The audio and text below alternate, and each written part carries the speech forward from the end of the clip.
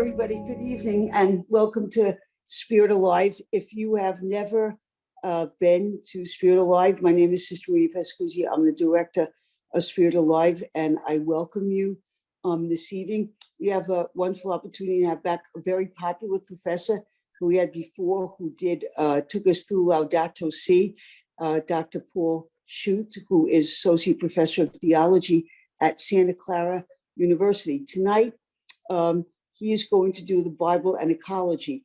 As some of you may or may not know, the Bible has been accused of being the source of a lot of people's relationship with the earth that has been less than positive, a relationship of dominance and exploiting the earth. So Paul is going to be with us for the next 5 weeks and take a look at the scriptures and the positive relationship that scripture has with the environment and the ecology. So I'm very grateful to Paul. Those of you who've had his course already know that you have something to look forward to. So I'll let Paul talk about the format of the class this evening. The last time, just so you remember, he was with you. He just had a small panel of people on the screen, but tonight, everybody who is participant will be able to see him and he can see you. And then he'll talk to you about what he would like to do in terms of the format of the 75 minutes he'll be with you. Thanks, Paul. Good luck and welcome back. Thank you so much, Sister Maria. Thank you, everyone, for being here for this course, the Bible and Ecology. This course is rooted in a course that I teach at Santa Clara University that I introduced about 5 years ago and is one of my most popular courses. So I hope that we have a great time together, just as my undergraduate students really enjoy the work that we do, kind of going through the scriptures and reflecting on them through the lens of ecology, ecological wellness, all of these ecological justice and everything that entails. So that's kind of, as Sister Maria said, kind of what we have before us in the near term. So just to say a little bit about the format for our sessions, I tonight in particular am going to do a little bit of an introduction of myself, just in case folks don't know me, give you a little bit more info on my background, my interests, and just to set up what we're going to be doing. And then from there, every week, I will give a talk of sorts, which will be on the relationship between the biblical text and ecology. It's the name of the course, right? So that's what we'll be about as we go through tonight and every night. And every week is going to have a different text, a different focal text. So tonight we're starting in the beginning, as is appropriate, right, with Genesis 1, the first and possibly foremost, some could argue, text in terms of this history, which has been somewhat of a troubled history, as Sister Maria said, thinking about the relationship between Christianity and biblical interpretation and the ecological crisis. From here on out, we'll be looking at Genesis 2, the Psalms, Proverbs, and New Testament texts and things like that to kind of walk through a few of the most important, most significant texts in this relationship as we go ahead. So that's kind of what's in store. During the talk itself, you are welcome to raise your Zoom hand if you know how to do that with the reactions button at the bottom of your screen. There's a little thing that says raise hand. You're welcome to do that. I'll try to keep an eye out for that so that I can call on people midstream. You're also welcome, if you would wish and feel like it's the right move to make, go ahead and just unmute. You should have that capacity to unmute yourself and interrupt me, and I will pause and we'll take the question as we go along. So those are two different ways that you all can stay in conversation and we can kind of be discussing as we go along. The other thing I'll say from the get-go is that at the end of each session, we will have a dedicated time for Q&A. So if questions come to your mind and you would prefer, rather than interrupting or raising your hand, just to maybe jot it down, have a little piece of paper nearby or type something up on your screen, you're welcome to save your questions for the end, and we can do sort of an open Q&A dialogue discussion when we get to that point as well. So those are a couple of options for how to handle any questions, thoughts, things that you'd like to hear more about as we go forward. So that's the kind of general plan. Hopefully that makes sense. Let me get a nod on the screen if that works for you. We're all good to go together and start this this exploration. All right. So without further ado, I think we'll get down to it, get down to business here. So I want to start tonight with just a quick personal introduction so that you all know, who I am and what I'm about and some of these things. My name again is Paul Schutz. I'm an associate professor at Santa Clara University, and I teach courses in particular related to the relationship between religion and ecology, or ecological theology, these kinds of things. The relationship between God, humans, and the rest of creation, which is a big category, which so often has been forgotten or suppressed or whatever it might be in Christian history. And so that's where my work focuses in. And this comes from a lifelong sort of journey of being a Catholic educated, as I like to say, K through PhD, all the way. All the education I have was in a Catholic institution, in particular in Jesuit institutions from college to grad school, and now I work at a Jesuit institution. From my very youngest years, I've been sort of fascinated by creation, science, the outdoors, and have also been really interested in this idea of flourishing for a long time and sort of seeing things become fully alive, whether that's like a pet. I just adopted a dog last week. His name is Albert, and he looks like a bookkeeper or a librarian or something. So Albert was the name at the shelter. I thought it was a good name to keep. Whether that's a little pup or kitty or bunny or some sort of pet that we have, or whether it's the people around us or a garden or whatever it is, there's just something wonderful about seeing things come alive. And that to me has been something that's been with me for a long time. I think since I was a kid in some ways. And I think that sort of fascination with creation, with science, and my faith, and also this other dimension kind of all have been with me for a while. And now they're sort of the bedrock of the work that I do. And so it's really great to be able to share this love, this passion that I have with all of you, and to have some discussion about these things. It wasn't always easy for me in my sort of consciousness to integrate these questions of science and creation, because those are hard things for a lot of people. A lot of young people especially really don't know how to sort of navigate that relationship between, what the Bible says or what the church teaches or what we understand from the standpoint of faith. That first article of the creed, I believe in God, right? The Father Almighty, creator of heaven and earth.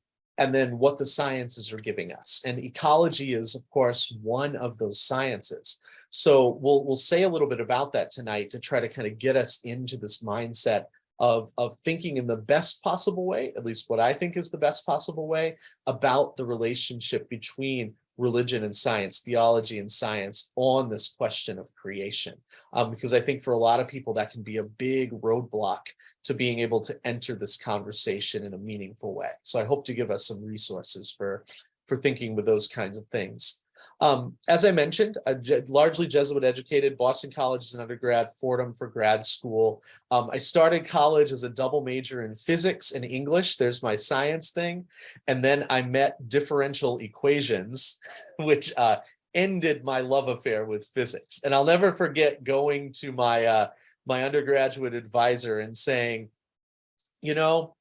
I really love the ideas here. I really love studying how the world works, and physics, I think, is wonderful for that. I just don't think I can do the math. It's like a romantic thing. Like I just don't see the long-term potential, here. And he just cracked up and he said, you're not the first person who's come in to have that conversation with me where calculus got the better of you. But I haven't lost the love of learning about nature and about creation, and also, again, as I said, about flourishing and justice, and that's been a big part of the work that I've done all along. So as we think about the relationship between the Bible and ecology, or theology and the natural sciences, all of these kinds of things, I think it's really important from the very beginning to kind of keep in mind that we're not just talking about a right way of understanding this relationship, although that is super important, but that intellectual understanding and the theological understanding becomes the basis for a better way of living in relationship to the rest of creation, to our brothers and sisters of different species and all of those kinds of things. And I did a lot of work on that, of course, with the class here on Laudato Si, which I know many of you were part of, but we're going to really zoom in on the scriptural dimension of that in the next 5 weeks and have some conversations to kind of try to unpack the answers to, I think, 3 interrelated questions. Who is God? Who are we as humans in relationship to God and in relationship to the rest of the world, the rest of creation? And also, what's the nature of the relationship between God and the world? If God is the creator, what does that tell us about how God understands God's own relationship to the world, or what God values in creation, and what that then implies for our way of living in relationship to everything else? So those are some of the baseline questions that we're going to get at. As I mentioned, I teach courses on this, things like a course called Sustainable Theologies, which is an interreligious engagement with the idea of sustainability. I teach a course called Bible and Ecology. Right now, I'm teaching another upper level class called Faith, Ethics, and Biodiversity, which is all about the biodiversity crisis facing our Earth, the loss of so many species, and the big impacts that has kind of on the global ecosystem, and then how faith can motivate people toward an ethics that leads toward deeper care for creation. Because ultimately, I think that is what this is all about. To me, that's what the Christian tradition, in a sense, is all about. John 10:10, that I have come that they may have life and have it more abundantly, is a deep bedrock biblical text for me. And I really love kind of the fact that there's a they. It's not humans necessarily. Who is the they? Well, maybe in this day and age, we can broaden our understanding of the they beyond our own species and start to think about the way that everything is related to one another and is called by God to live in its fullness, in the fullness of life, to flourish and to do so joyfully. As Laudato Si says, drawing on Francis of Assisi, this image of cosmic praise, the whole universe giving praise to God. This question of the Bible and ecology is sort of a subsection of that larger kind of picture. And that's what we're going to continue to explore. So that's just a little bit background about me, about the class, and what we're going to be sort of delving into as we go forward from this point. All right. So let's get into the topic at hand a little bit more deeply. And I'm going to set this up in the first part here of my own commentary. And again, feel free to jot down questions or ask questions, raise your hand if anything comes up as we go along. I'm going to start by talking about 2 background issues that I think are going to be really important for everything else we do over the next 5 weeks. These 2 background issues are, one, the hermeneutics, which is a fancy, scholarly word for the art and science of biblical interpretation. How we interpret the biblical text is our hermeneutics. It's like the lens, like if you wear glasses, you put on a different pair of glasses with a different prescription or shades or something like that, and you see things a little bit differently.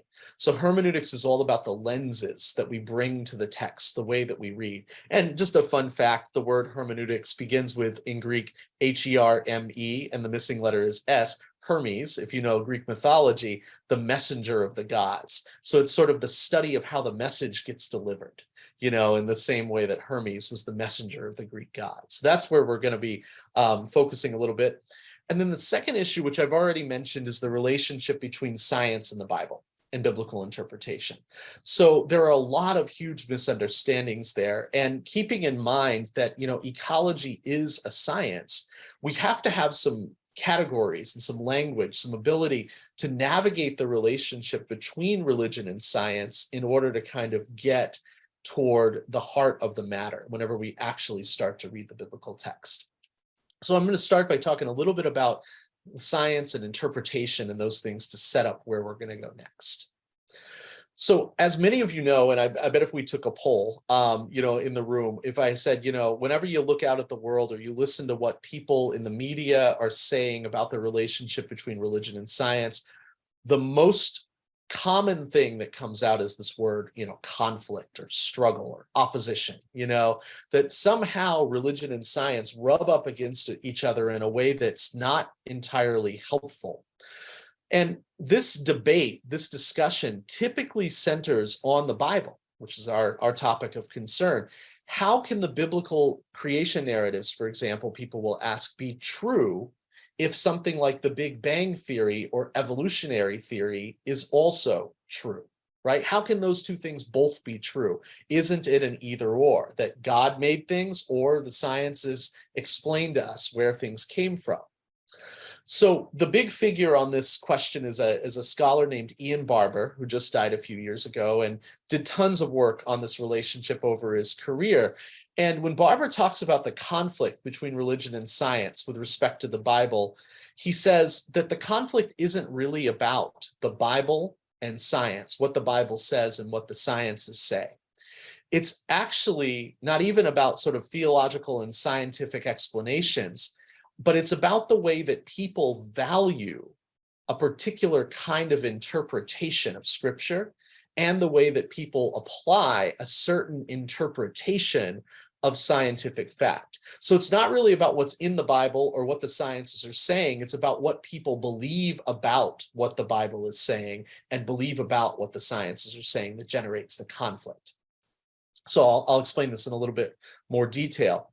So the typical form of this, right, is some kind of biblical literalism. Now, we're in a sort of, Catholic-oriented program here, and the Catholic Church has never really been big on reading the Bible literally. That hasn't been a standard practice among Catholic biblical scholarship, but it certainly is out there. And I think often what I've encountered in ministry settings and things like this is that a lot of Catholics in our parishes and schools have kind of they don't think that they read the Bible literally, but they're not really sure how they read it either. If you asked a Catholic, an average sort of, Catholic in your parish, what do you think about the Bible? What does it mean?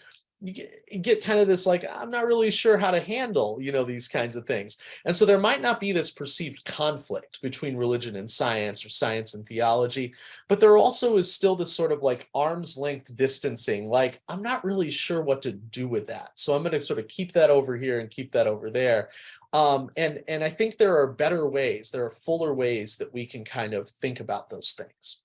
So biblical literalism generates conflict, though, because that sort of understanding that the Bible explains how things really happened, in the early phases of the universe, obviously is going to conflict with a scientific explanation of how things were in the beginning, too.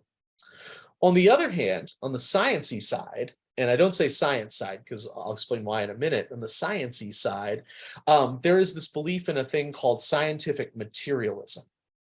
And scientific materialism is not a scientific stance, just to be clear. The word we usually use to talk about it is that it is a scientistic stance. It's a form of scientism, an ideology.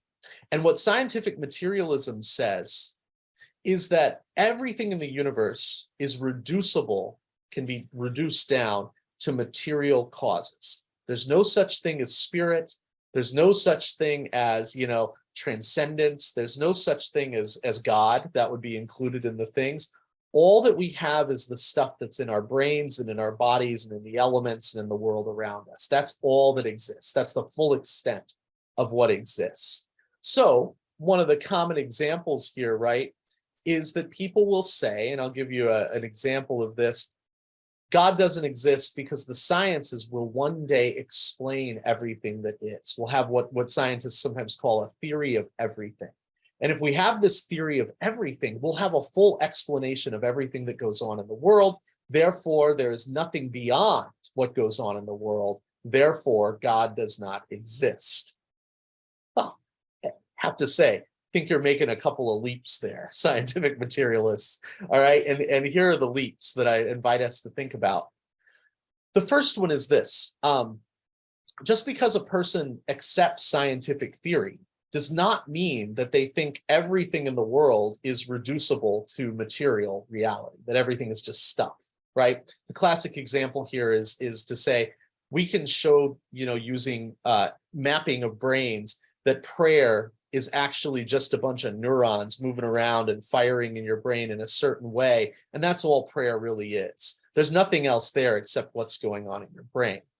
Well, to that explanation, I would say science as a method of understanding the world can tell us a whole lot. And this is wonderful about what's going on in our brains when people have experiences of God, for example. Science cannot prove that the spiritual, immaterial, non-physical object of prayer is not actually there, because science studies the physical realm. That's all we can do. All of our experiments, all of our science is oriented towards studying physical reality. So to say that because we can tell what's going on in our brains, God doesn't exist, is to make a philosophical leap, right? That is not allowed for really by the scientific fact. Yeah, map what's in my brain, show me what's there whenever I'm praying. But that doesn't mean that the spiritual, entity, the spiritual thing that I'm praying to isn't actually there. We can't prove that or disprove it with the sciences, which is what makes it a matter of faith, right? That's the sort of basic faith acceptance that comes out of that.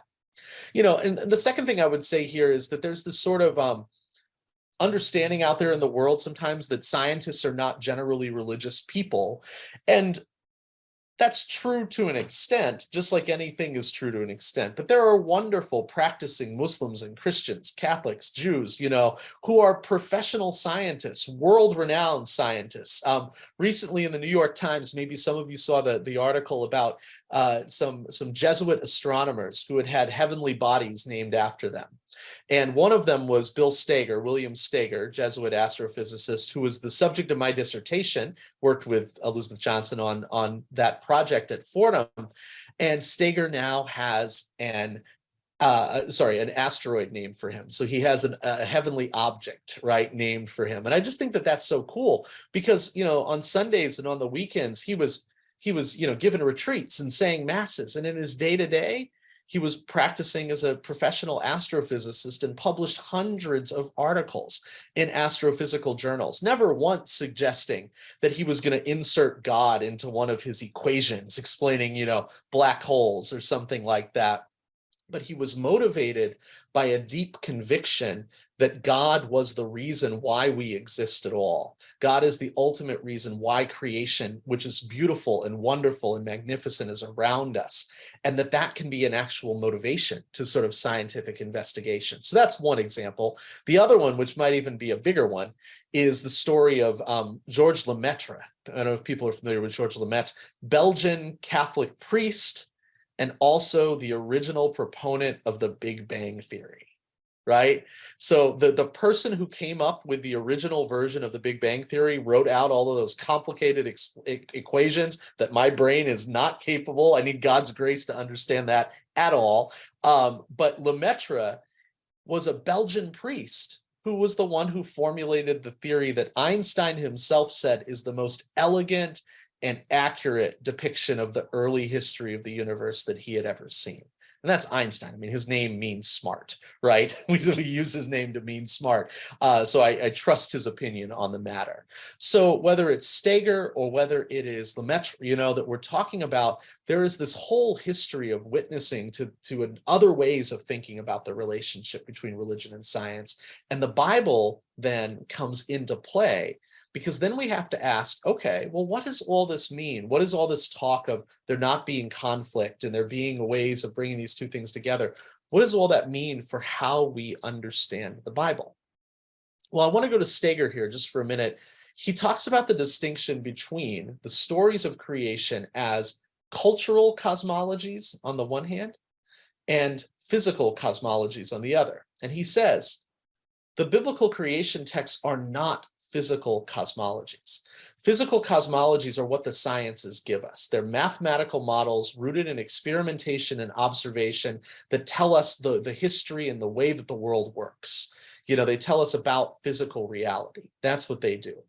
Cultural cosmologies, on the other hand, are time-bound historical reflections of a particular community's understanding of the world that they lived in particular with emphasis on the relationship to the God that they believed in.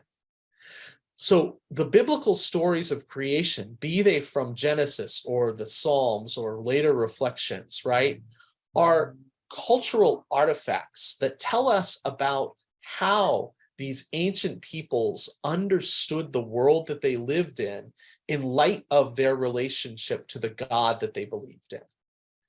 And that's beautiful. I mean, there's so much we can do with that. By understanding what they thought, how they understood, we can understand more fully how to live in the world today in light of what the Bible, understood to be our source and understanding of what it means to call God the Creator, tells us about that God and who that God is and how that God relates to the world, what that God cares about, and subsequently what we should care about, how we should act, how we should see the world in which we live. So to call the Bible a cultural cosmology is not to dismiss its truth. It's just to recognize that, the biblical authors, they didn't have cars, they didn't have pencils, they didn't have the scientific method, right? They didn't have any of those, the TV, they didn't have any of those things. What they had was a deep sense of God's presence among them. And they reflected on that presence, that relationship that they had with God. And they looked out at the world around them and all its wonder and beauty. And they said, this is how we understand where we came from, who we're called to be, what this whole world is about. And that's what a cultural cosmology gives us. It gives us values and principles and all those kinds of things. It's not meant to offer a physical explanation of the origins of the universe, except, in the terms of the community that produced it. But that community didn't have the scientific method. It's only been around about 500 years, so to project that back and say that the biblical stories somehow conflict with scientific understanding, it doesn't make sense from a historical perspective, and I think it's really helpful. What we're trying to do here is just to get that difference, those categories clear, so that we can think a bit more clearly and fully about what the Bible is really giving us whenever we start to talk about creation and God and all of those kinds of things. Now, last point here, and then we'll take a pause and then we'll dig into Genesis 1, is this. Some people may say, and I've heard this, and I have colleagues that have heard this often too, that people will say, well, Paul, you're saying the Bible is not true. You're saying the Bible is not true.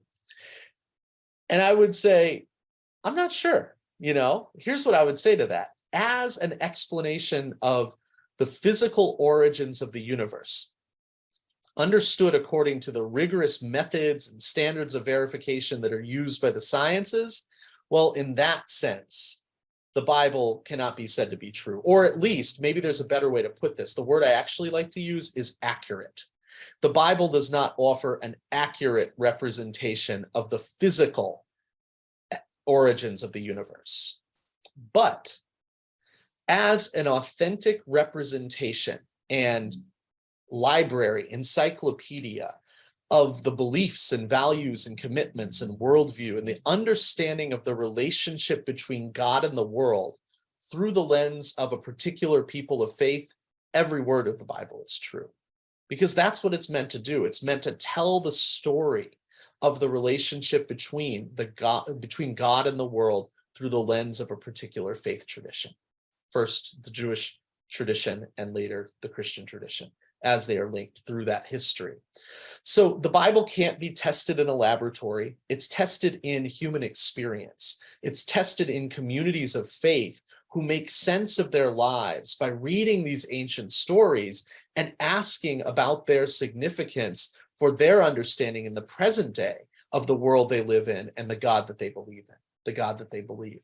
And so the Bible may not be accurate scientifically or even historically in places, but that actually is kind of secondary, right? What matters is that the Bible is 100% true and inspired by God through the experience of the people of faith who lived their relationship to God throughout the whole history of our tradition.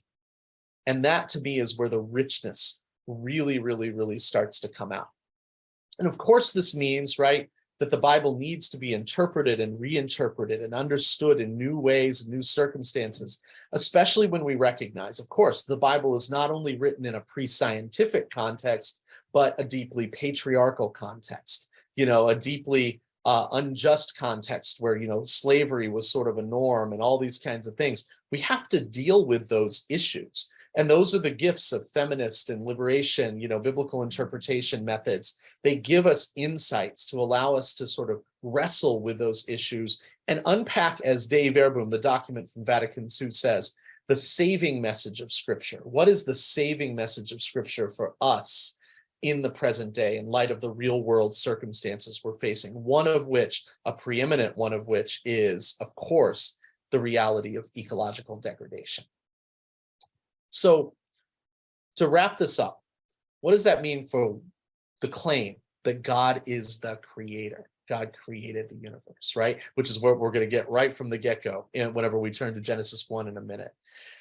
Well, whatever it means, to call God creator, it doesn't mean that God is the physical origin of the universe. That's some string theory, quantum gravity, I won't go into, there's a lot of science on that, right? But what it means is that God is the underlying reason, the ultimate principle of existence, the reason why anything can exist. God is the possibility of life, or the giver of life, as we call the Holy Spirit. God is the one who allows things to be. And think with that word allows, keep that in mind, because I'm going to talk about that as we go forward, who lets things be and brings them into existence through the sheer gift of existence itself. God is that thing that lets things be, the possibility of existence. That's not a cause among all the other causes that the scientists study. That's a different kind of explanation that gets at meaning and value in that deepest, ultimate level of why anything can exist at all. That's the question God answers. Why is there something rather than nothing? God answers that question. Where the universe came from, the sciences can handle that. So we need both from a standpoint of faith to be able to integrate and understand the world as fully as we can. And that's what I hope that we'll be able to do, kind of a huge theme as we kind of begin to explore the text, in the next few weeks. And so we're going to turn to that in just a minute. But I feel like there's I've been talking for a few minutes now, feel like there's a natural pause here before we kind of go into the Genesis text itself. So let's take that pause for a minute and think for a second about what I've been discussing. And if anybody has any questions or thoughts, I'd welcome them at this juncture, and then we'll continue on into the biblical text and really zoom in on ecology.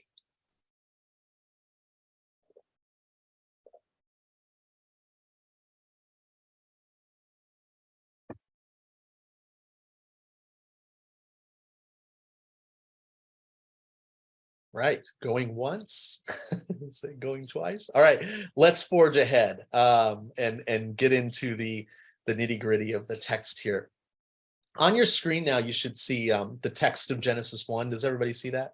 Kind of projected on your screen? Okay, great. Because I'm going to refer to it, and I think it's helpful for us just to have it there, to be able to see it as we go through. All right, so here's how this is going to go down, and I'm going to do something like this kind of as we walk through these texts going forward, and then we'll open it up for more discussion. I'm not going to just, read the text and comment on everything. I'm going to focus in on the most important points for this discussion of Bible and ecology. And so I'm always happy to answer questions on things we don't talk about. But just know from the beginning that I'm going to really focus in on key points as we go through, because you could teach a whole class on this chapter if you wanted to. All right, so here we go. We get at the very beginning, right, that the famous phrase "in the beginning," and many of us heard this just probably a couple weeks, or a week and a half ago now at the Easter Vigil. In the beginning, right, when God created the heavens and the earth was a formless void, and darkness covered the face of the deep, while a wind from God swept over the waters. The thing that I want to zoom in on here is this phrase "wind from God." In some translations, you'll see the Spirit of God. In some translations, you'll see God's breath. What is going on here in the Hebrew is we have this wonderful word ruach here used, which refers to all of those things. Ruach is a polyvalent word, meaning a word that can mean multiple things, right? Multivalent. And what it indicates is breath, spirit, wind, right? And it's one of the primary symbols that the Hebrew Bible uses for life. So any time that life is discussed, and we're going to see this consistently, and you can probably already imagine other places, the breath of life breathed into the little dirt creature in Genesis 2, right? We're going to consistently see this association between ruach, which is translated as wind, spirit, and breath. All of those are valid translations to differing degrees of that word throughout here. So We have this beautiful image of this wind sweeping or hovering over this unformed land. And what I think is so significant about that is that from a symbolic standpoint, the author of Genesis 1 begins with a word that is the primary evocative symbol of life coming into being. So something is happening here. God is sending out God's breath or the wind or God's spirit over the whole thing to bring something out of this formless chaos that exists at the beginning. And this is the beginning, perhaps, of our understanding of the Holy Spirit working as well. That seems to be where this sort of tradition evolves toward over the course of history. All right. So God then speaks in verse 3, creation into existence. We all know in Genesis 1, God's method, God's MO, mode of operation here is to speak creation into existence. God says, let there be light, right? And there is light. And so from the very beginning, God does this. And God acts here in order to bring order to chaos, separating the light from the darkness, the land from the sea, all of these kinds of things, to bring this sort of stable and fruitful environment into existence. That's what God is gradually doing over the course of these 7 days. The next place where this shows up is in verses 6 and 7, where God separates the waters. Now, the idea here is that these waters must have been there already. It seems like they'll never say that God actually makes the waters, but God creates a dome in the sky. The dome is the sky to separate waters above the dome, which in this cultural cosmology would be where rain and snow come from. They fall through the dome and come down upon the earth, and the waters below the dome, which were our lakes and rivers and oceans and all of those kinds of things. So they're imagining that there are these two sets of waters that kind of work together. Now, if you asked a biblical literalist type of person, somebody who reads the Bible literally, do they really think that there's a dome in the sky and there's waters above the dome that come down as rain? They're probably going to say no. They trust the Weather Channel, clouds and whatnot. But isn't that kind of interesting when we're thinking about this relationship between religion and science or the Bible and science, that if taken literally, this is a cosmology that doesn't hold up even to sort of what the Weather Channel gives us these days in thinking about how the world works. So we have the waters above the dome and the waters below. All right. Next, God says, let the waters under the sky be gathered into one place. We're talking about the formation of oceans and big lakes and these kinds of things here, right? Again, the theme is separation and organization. God is organizing a system that allows for life to come into existence and to thrive. We're going to see this more and more clearly as we go through. And so through the separation of the organization, we get the first mention that when God looks at what God has done, God gives the old divine pat on the back and says, hey, good work, me, and God saw that it was good. God looks out at what God has made and appreciates it. And I don't think from an ecological standpoint that we can downplay the significance of the original goodness of creation. When God, God's self, God, the one who is doing this work, looks out at the world, looks out at the waters and how everything seems to be organized, God sees it as good. We'll say more about this as we go forward, because you all know, of course, this is going to be repeated as we go, right? All right. So next, God says, let the earth put forth vegetation, plants yielding seed and fruit trees of every kind, and it was so. What I want to point out here is the grammar. Let the earth bring forth. Let the earth bring forth. Think about that for a minute. In this understanding, God is not putting vegetation on the earth. God is inviting the earth to produce vegetation on its own. And grammatically, if you want biblical scholar words, it's what we call the jussive, which is a grammatical formation that's sort of like an active passive. It's an invitation to the earth. Let the earth bring forth. Hey, earth, come, bring forth all these wonderful plants, yielding seed, the ones with the fruit and all these kinds of things. We get this very sort of agricultural emphasis here, but it comes from a divine invitation that the earth itself may bring forth life. not from the idea of like a domineering overlord who puts everything in its place. God's like, make some trees, make some bushes, put the dogs over there, whatever it is, right? God invites the earth itself to bring forth. This is going to continue as we go through.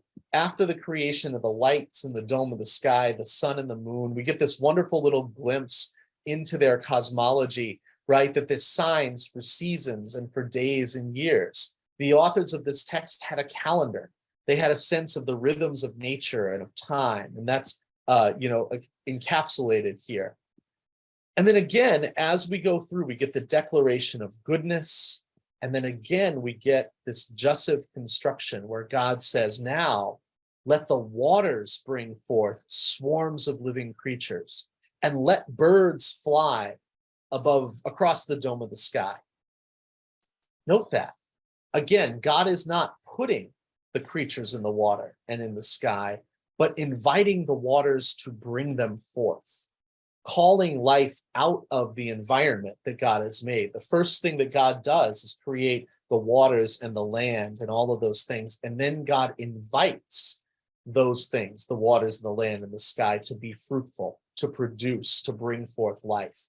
So this theme of life and livingness is super central here. It pervades the whole text, and the life-giving force comes through the collaboration of God, the creator, with the world that God has made. It's not an either or. Again, it's not the sort of overlord creator here, forcing God's will on things, but it's a working together with, an invitation to, giving creation its own power, its own autonomy, its own capacity to bring forth life and abundance. That's where God starts in this kind of process. So we go on and we get here the first blessing in verse 22, where God blesses the birds and invites them to be fertile and multiply. Now, many of you all know this story, right? Often when we hear that blessing, be fertile and multiply, who do we think of? Us, right? That this is our command. This is a command given to us. It's not only our command. The command to be fertile and multiply and to sort of fill the ecological niche, whether that's the sky or the waters, God gives that to all of the living creatures and also blesses them with this capacity. So blessing is not for humanity alone. Blessing is for every species in its own environment. And that invitation to bring forth life and to fill is something that God invites all creation to do. God wants every little niche of the ecosystem to be full and thriving in abundance. And that's the invitation that God seems to give. Again, we're setting up a world here. So we get the delineation of days, we get the end of the fifth day, another great declaration of goodness here, coming up, all of these things. What I want to highlight here is that the history of the interpretation of the sixth day, where we're about to go, where humans are created, has almost exclusively emphasized the creation of humans. But take a look here at what happens on the sixth day. So we've just finished the fifth day here, right here. The first thing that God does is bring forth every type of living creature. The cattle, aka domesticated animals, creeping things, bugs, spiders, which I do not like very much, and wild animals, right? Wild beasts, the ones that are out there, in the wilderness, all of these kinds of things. Despite the fact that interpreters have so often emphasized that the sixth day is the day of humanity's creation, or even, I think, in our minds, elided the sixth and the seventh day and made us think that we were created on the last day. We're not. That's the day of rest. We'll get there in a second, right? But we share the day on which we were created with the rest of the living creatures, not the birds and the fish, they got their own day, but the rest of the living creatures. So in some way, shape, or form, it seems that the authors of this text are imagining some sort of interconnectedness between our species and other living things on the earth. We all are together. Contrary to those that would say, and many people have said this, that humans are the crown jewel of creation because we're made last. We actually share this sixth day with other animals. And I think, again, that's a signal that we are connected in this great family over which God, not us, but God, reigns sort of supreme. God is the creator here. And all of it together, not just us humans, but all of it together on that sixth day, the animals and the humans, is what God declares to be good, right? It's all together there. So that brings us up to this great, moment now, the creation of humanity, verse 26. So God creates humanity. God says, let us create humankind in our image. Now, you may be a little confused by the plural pronoun there, the us. The history of interpretation, people have looked at this a lot of different ways. I just mentioned it. Christian interpreters have often seen this as a sign of the Trinity, an anticipation of the Trinity. Of course, the people that wrote this text did not believe in a Trinity. So there's a historical issue with respect to that. And that can also lead to the suppression of the sort of Jewishness of this text in a deeply problematic way. So I'd mention that. Others have said, and this is more of the sort of standard interpretation, that this is a royal we of a sort that represents the heavenly court, God and the angels and maybe other gods, even other heavenly creatures who are all up there together. Later in the Psalms, we get this language, you are exalted over all the other gods, O Lord, right? This reference that God is, there are other gods, but God's the best God, right? So whatever it is, this is probably a remnant of a sort of polytheistic spiritual context where there was this like heavenly court in the sky and God was sort of the king or the ruler over all of those kinds of things. So we're getting a little glimpse of that here. Just mention that in passing. But what follows, of course, with the creation of humanity here is what may be the most important and contentious kind of moment in this whole story for talking about the Bible and ecology, because of course we know that the vast majority of the ecological degradation facing our planet is what we call anthropogenic. It is human caused. If you've read, the first chapter of Laudato Si, Pope Francis does a great job of laying out all the ways that we have been the problem, so to speak. Our patterns of consumption and production and things have led to the degradation of the creation, right? But the language of image and likeness here, create in our image, and of course this word dominion, right? One of the sort of big bad words of Genesis 1 in the history of interpretation comes through here. God says, let them have dominion over all the living things. Well, of course, historically speaking, humans have used that dominion word as sort of license to exploit, license to do whatever we want. We have, as many scholars have pointed out, confused dominion with domination. But the word here is not domination. It is not permission to dominate in an exploitative or destructive way. It is a granting, a gift by God to humans of dominion, meaning the capacity to rule over other things in a particular way. And I'll say more about that in a second. God follows the creation of humanity by blessing humans and inviting them to be fertile and multiply, like we've seen with other species. But again, here's another problem moment: to fill the earth and to subdue it. In Hebrew, the word here is kabosh, like put a kibosh on it, right? To tamp it down, to subdue it. That's one of the words that's being used here. This word subdue, of course, right, has the sort of resonance when we use it in English of suppressing or oppressing or forcing one's will on something else. Is that what the original biblical text is trying to say? Well, we'll talk about that in a second. But in that history of interpretation, a major figure here, Lynn White, famous article, maybe some of you are familiar with Lynn White's essay, The Historical Roots of Our Ecologic Crisis. In that essay, he calls Christianity, for the reasons of dominion and subdue and these interpretations, and I emphasize that they're interpretations we've been talking about, he calls Christianity the most anthropocentric, meaning human-centered religion the world has ever seen, whereas God has given everything to us humans to do whatever we want with it. exploit, destroy, etc.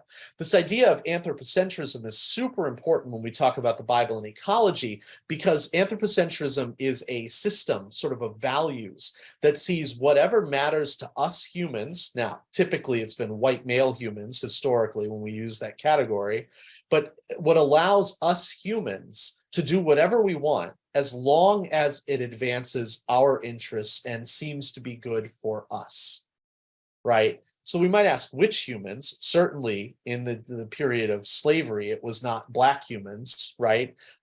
When we ask which humans in a patriarchal lens, it certainly has not been women historically, right? And so we have to kind of interrogate that a bit and also recognize that the same logic that has led to the destruction of people of color, the destruction of women, violence against women's bodies is right here in this misinterpretation of dominion, this exploitative interpretation of dominion that says not only that, but we have the right to exploit and destroy the earth, right?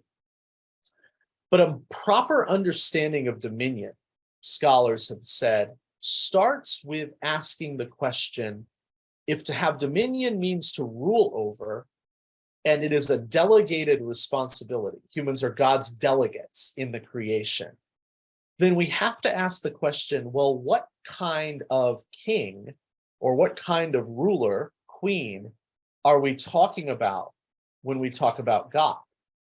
Well, if you look at the witness of the rest of the Hebrew Bible, we're talking about a God who cares for the poor, who cares for the land, who cares for widows and orphans. We're talking about a God who rejoices in the life and flourishing of the whole ecosystem, who has declared everything God makes good, and in addition to that, invites the fruitfulness out of the land, calls the land to be productive and abundant and all those kinds of things.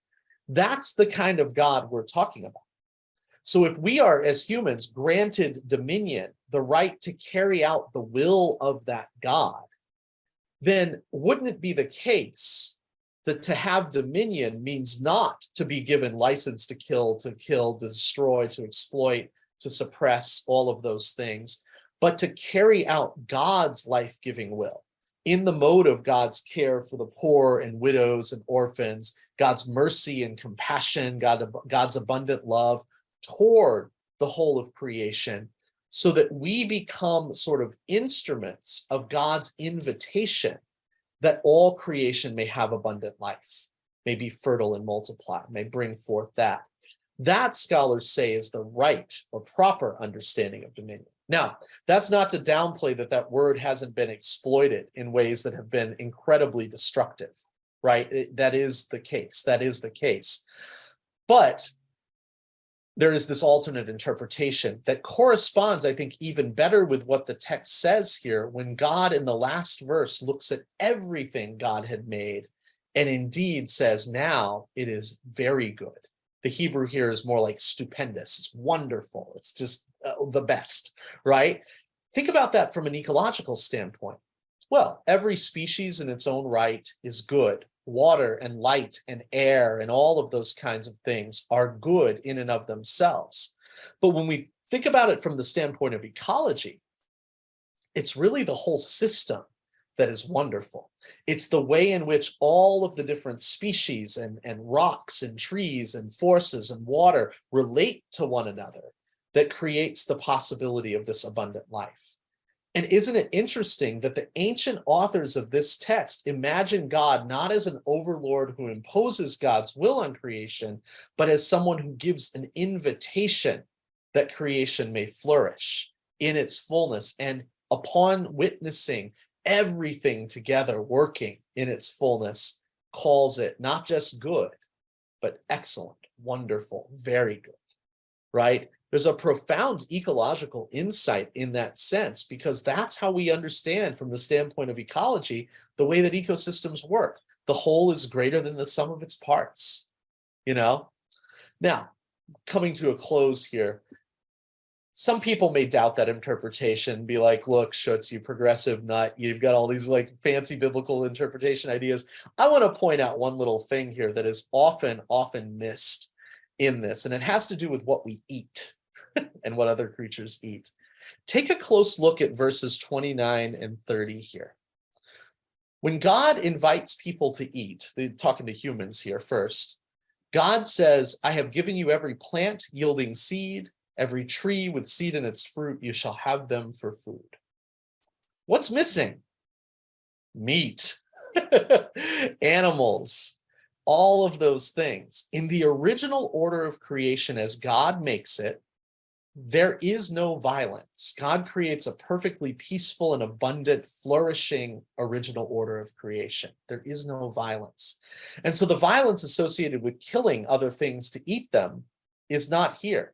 So whatever subdue and rule over and have dominion means, it is a bloodless dominion. It is a non-violent subduing. It is something that probably has to do with agriculture, drawing out the fullness of what the land brings out. And look, this goes so far in the next verse that even the other beasts, even the other creatures on the earth are not told to eat each other.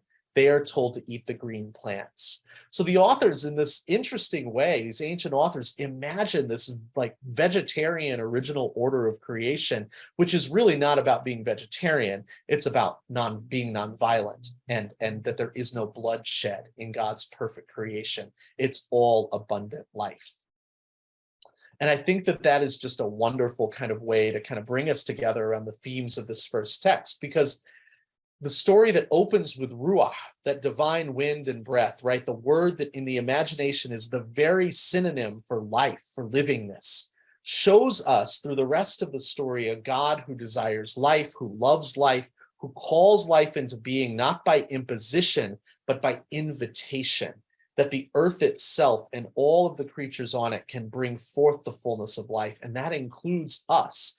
Our responsibility, our dominion, our role in the creation is to preserve and to protect the integrity, the goodness, the wonderfulness of that order that God made. That is what it means to be in God's image and likeness. Sort of to rule over, we could say, but as servants, in the role of the one who does what it takes to foster the fullness, to foster the greatest, that God intended, that fullness of life God intended from the beginning. So to take this text as license to kill or exploit, I think it stands in direct opposition to Jesus's own statement that he came that all may have life and have it abundantly, not to mention what this text in itself can say to us when we look at it a little bit differently, when we hear it with a little bit different ears and try to ask the question of its ecological significance. So I want to conclude with a quote from theologian Nicholas Lash, who has a book on the Creed. And in it, he says this, and I think this just kind of summarizes everything we said. He writes, God's utterance lovingly gives life. All unfading freshness gives only life and peace and love and beauty and harmony and joy. And the life God gives, the life God utters, is nothing other, nothing less than God's own self. Life is God given.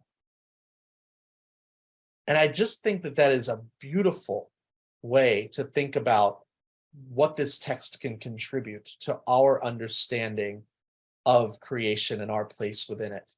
If everything is ordered toward peace and flourishing, well, then that gives us the bedrock foundation on which to understand what it means to be human in the midst of ecological degradation.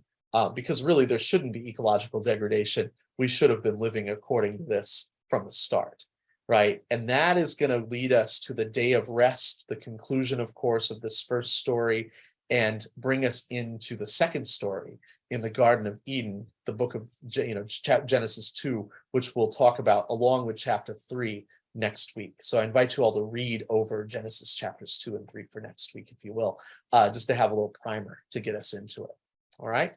So that concludes my presentation, which is elongated because I did the sort of introductory stuff on science and religion tonight. We'll start and really dig into the text going forward right from the get-go. We've got about 15 minutes left for some questions and discussion, thoughts, comments. I'd love to hear what's on your minds and for us to talk a bit as we conclude this exploration ecological exploration of Genesis 1.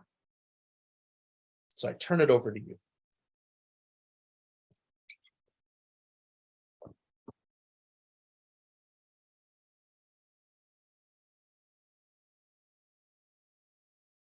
Hi, I have a question. I think I'm a little bit confused on Genesis in terms of the creation versus the bring forth. Why is the writer of Genesis 1 use some as created versus an invitation? Can you elaborate on that, please? Yeah. So the verb bara, to create, kind of is in the very opening when God created, or when God began to create. That's the beginning. But later on in the story, and so the whole frame is God being the creator, the one who is bringing this creation into order and allowing it to sort of function in its fullness. And God does that by separating light and darkness, water and land, all of these kinds of things. And that's kind of phase one, we could say. It's the first 3 days, God's setting up the world so that it can be fruitful. Okay. In the second part of the thing, when God begins to create living creatures, when the creation of fish and birds and humans and all those kinds of things happens, rather than saying God created them or God made them, or could say God put on the earth every kind of tree or something like that, Right. the text doesn't say that. What the Hebrew says is God says, let there be fish in the sea, let the earth bring forth. So what God is doing is God is granting sort of the agency, or the primary action is being performed by the earth at God's invitation. It's not God that is putting things there, but God is saying, now earth, I've created you, I've put you there, now bring forth life. And God invites. And I think that there's sort of this, like I said, collaborative relationship that emerges out of that, where it's God and the waters and the land and the light and all of those forces that make our ecosystems work. God invites them all sort of to work together in their own ways, to be fruitful on their own. So the sort of agency, the primary action, is given to the land or to the water or whatever it is. And that's the difference. That's the distinction between God doing it God's self, putting it there, versus inviting it to bring forth. And I would say that from the, last thought there, from the standpoint of an ethical responsibility, well, then we are, as God's stewards, as God's people with dominion, as the servants of creation, also called to preserve and to help creation bring forth. That is our primary ethical responsibility that flows from this sort of understanding. Okay, thank you. Does that help? Yeah, it does help. Now, if I may ask one more question. So is this the invitations, my interpretations, it seems like then it's like it's not contradicting to the evolution theory. Am I on the right path? Or in fact, I would say, and I don't want to overextend this point, so I'll say just two quick things, because we want to hear from as many people as we can, that I'll say two quick things. One is that if we understand the Genesis 1 as a cultural cosmology, then what we are getting is a religious vision, a religious understanding, a theological understanding of the meaning of God's relationship to the world and what that implies for how we are called to live as well, by effect. That is different from what the sciences give us, which is a detailed, experiment-driven understanding of the way the world works, but without God being sort of properly in the equation. So again, I just want to reemphasize, we're talking about sort of two different categories here. There's the cultural cosmology and then the physical cosmology. Now, to add on to that and answer your question more directly, I don't think they are in conflict.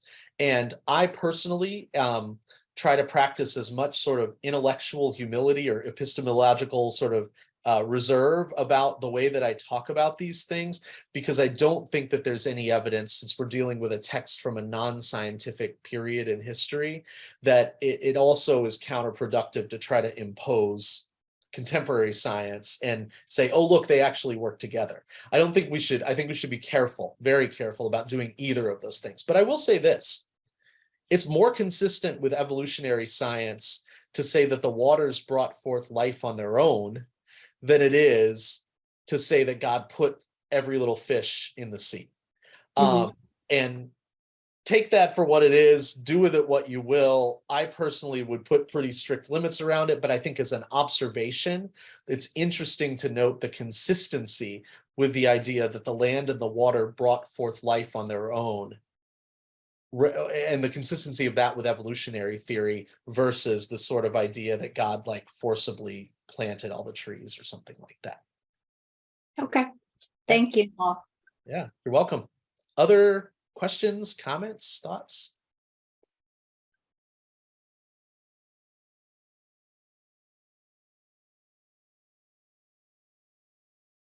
And I'm happy to think with you about practical dimensions to this as well. Like, what does this mean for, our parishes and schools or something like that, our programs, as much as we're interested in the theology and the biblical interpretation stuff. I like all of it. So anything goes, anything goes. No right or wrong question, no question too big or too small.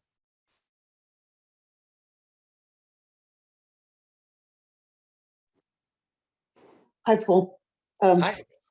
I don't have a question, but as I sit here and listen to you, I just think about all the years that I taught at university as well, and the lack of understanding of Scripture that prevails in Catholic quarters is unbelievable. So this sounds like, when you do it, something that seems very evident. And yet, when you have children coming up from high school, grammar school, high school, and college, and they've been to CCD or something, I mean, it's kind of amazing and appalling that the church does so little to actually educate people. I mean, you probably can't tell an 8-year-old or a 12-year-old the difference between a cultural versus scientific cosmology, but you can certainly talk to young people and explain to them the difference in how you understand something that you really can't explain, but you understand it. But later on, people came to understand a different way. So I just sit here and when I listen to you speak so eloquently about how we are to understand this, it just reminds me that in our Catholic tradition, we do very poorly in terms of helping young people, older people, people in church, whatever you want to call it, really understand what Scripture is and what it offers us. And I would say that a lot of Catholics are incredibly literalist in their understanding. And, like Jehovah's Witnesses, they would argue that, and they would be shocked to say, and some of them, I think, sometimes don't even allow themselves to have this cognitive dissonance between what the text says and they actually literally believe, and what science says. They just live in two different worlds and never try to understand them. So thank you for a very eloquent presentation, really, of Genesis. That was a beautiful reading of Genesis that I think will help us all. You're welcome. Thank you for that. I'll just respond briefly and we'll go to Sarah and Elizabeth. I just want to say briefly this, which is that yes to everything you just said, Maria.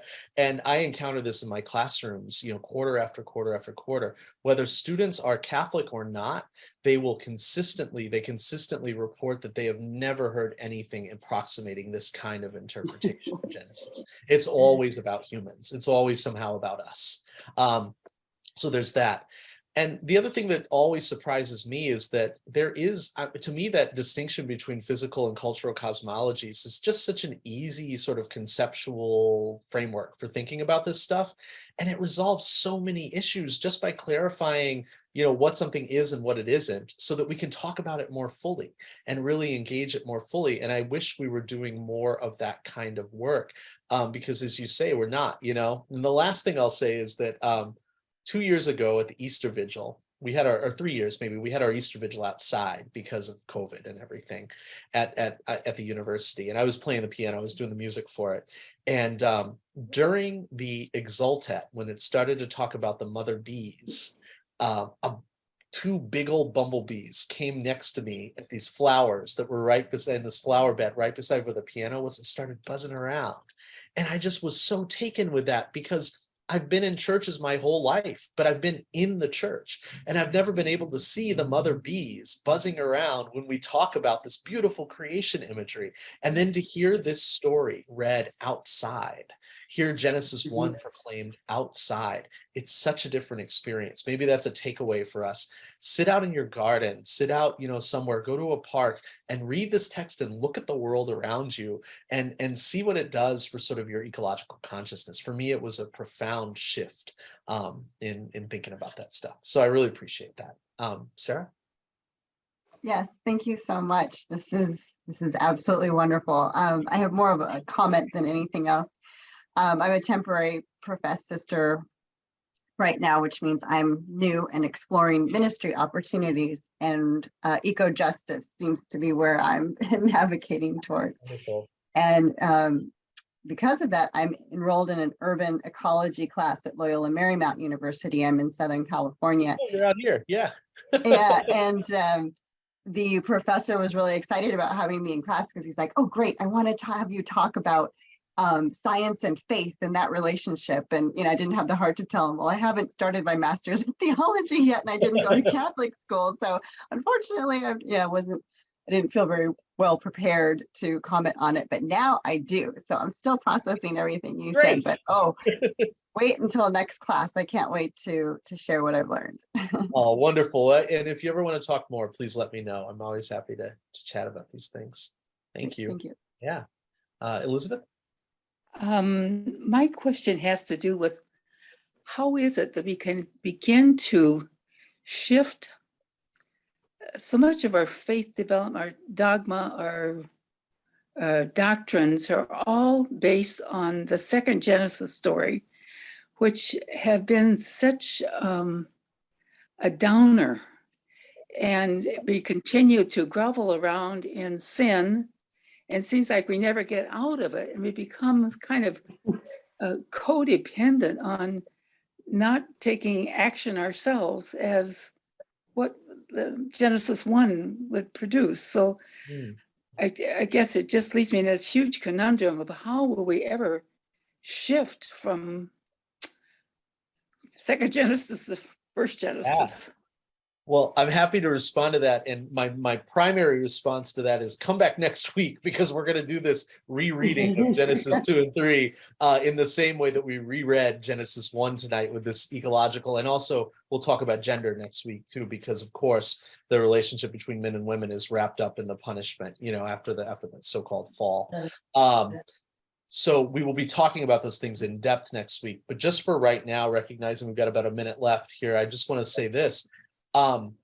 Two things come to mind. I think that Genesis 2 can be a lot more hopeful than we think it is.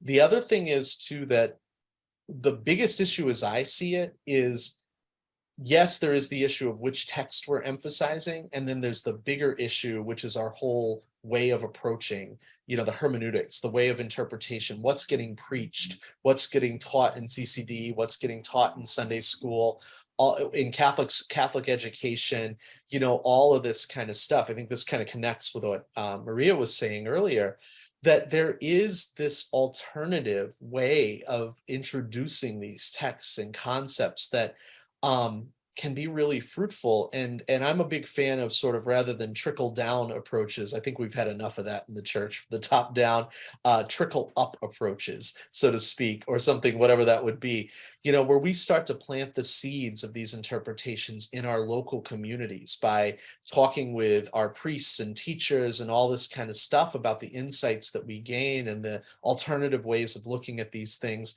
And then we let that sort of, you know, like anything, flourish. We let it sort of grow, and we try to water it, we cultivate it, so that the church over time, and I think this is what Francis is trying to do with Laudato Si, you know, the church's consciousness of its understanding of creation and the place of humans in creation very slowly changes over time. So that's not an easy answer to your question, because I think we'll do a lot more with Genesis 2 and the possibilities that text offers us as well next week, though I will acknowledge 100% that it's messier for sure. Especially when we get into the sin stuff and how that relates. But I have thoughts on that we will talk about going forward.